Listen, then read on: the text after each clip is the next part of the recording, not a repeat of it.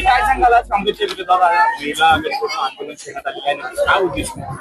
आपण आताच पाहिलं काही दिवसांपूर्वी नारी शक्ती वंदन अधिनियम म्हणजे 2023 साली लोकसभेमध्ये बिल पारित झालं होतं, पण 2029 मध्ये त्या बिलाचं अंमलबजावणी करण्यासंदर्भाने एक सुधारणा करण्याच्या अनुषंगाने बिल यावेळेला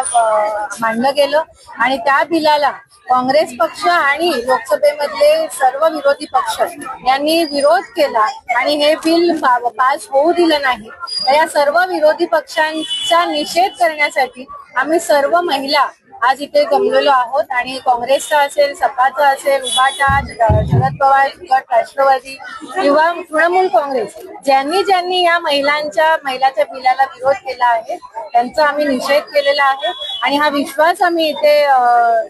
दिलेला आहे महिलांना की आपल्या देशाचे पंतप्रधान सन्माननीय नरेंद्र मोदीजी यांनी महिलांना जो शब्द दिलाय की हे बिल ते पास करतील आणि 2029 मध्ये महिलांना 33% आरक्षण विधानसभेत आणि लोकसभेमध्ये मिळवूनच देतील. त्यासाठी मोदीजींना पाठिंबा देण्यासाठी आम्ही सगळ्यांनी आज इथे जमलो.